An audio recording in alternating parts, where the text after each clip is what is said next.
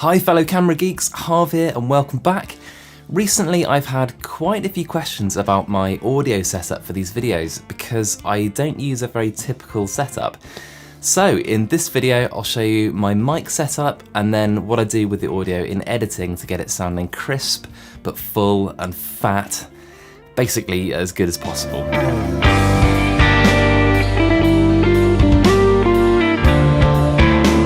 So my microphone is actually just placed just above the shot. If I bring it down, you can see it just here. There we go, peekaboo. There we go. And the mic that I prefer at the moment is the AKG C414, and it is simply my favorite mic in the world.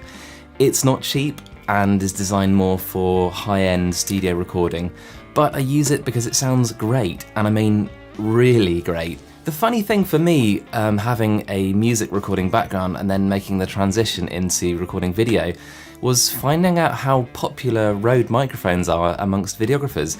I was amazed because the reputation that Rode products have with studio engineers is not that great, to be honest. I mean, maybe I'm being a little unfair, but I would say more bland, cheap, entry level are more accurate, but they're certainly not considered pro.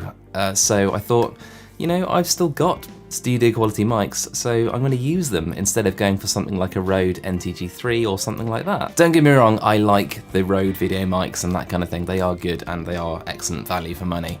Now, to show you how I capture my audio, just to be clear, my setup for this stage is certainly not necessary. You could easily record to an external recorder like a Zoom or Tascam. I do it this way because I still have some studio quality gear and it sounds lovely. The signal goes from my mic to my Warm Audio preamp. Of course, everything is linked below if you want to check out any of it. The purpose of a preamp, if you're not sure, is very basically to make a signal louder. They're in your Zoom recorders, they're in your cameras, but they tend to be very cheap and nasty in those products. But when you spend some cash on a dedicated audio preamp, the effect on your audio quality can be significant. If I had to describe the effect of a great preamp, I'd say it can extract detail, make things sound fatter, warmer, buttery, more punchy, classy and expensive. To put it in perspective for camera geeks like us, it would be a bit like going from the cheapest kit lens to a Zeiss Master Prime. After the signal hits my preamp, it goes then to my Midas desk, which looks pretty cool, but honestly just acts like an external sound card for my 2017 iMac. It's connected with FireWire, which I adapt to Thunderbolt, and then to USB-C. It's kind of a pain, but it works perfectly. The signal then goes into Logic X, and here's how I process the audio so it sounds kick-ass. So from within Logic, of course, absolutely every time I do a test recording to check that my levels are okay, check that I'm not peaking too high, and I'm recording to 24-bit WAV files, which are going to give me the highest quality. Once I film my video and I've got my audio recorded, the first thing I do is reach for my EQ. Now, there aren't any hard and fast rules with using EQ, just make it sound as good as possible. I tend to cut out some low end, I notch out some nasty sounding frequencies in the middle, and then I give it a little bit of boost to the top end to make it sparkle. It's really important to do your EQing first. If you do it last, you could run into problems.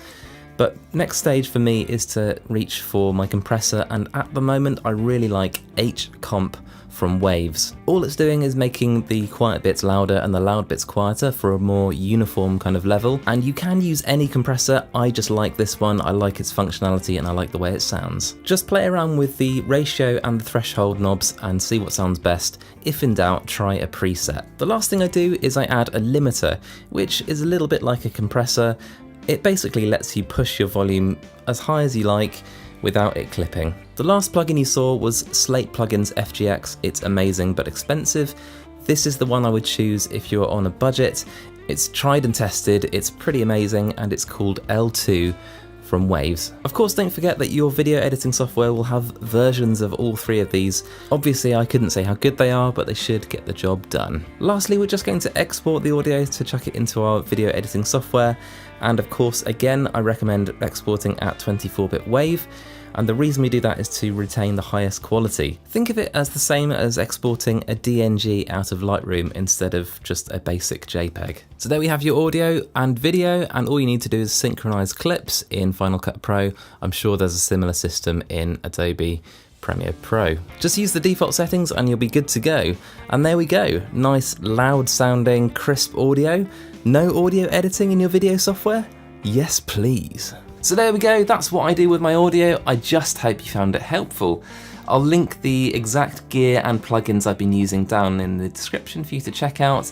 And thank you so much for hanging out with me today. I've made a huge amount of videos like this, so I'll pop a couple of particularly good ones just over here. And if you fancy sticking around and you're not already subscribed, then definitely do it. Hit the blob that I'll pop just here. And until next time, let's help each other out and shoot better video. See you guys.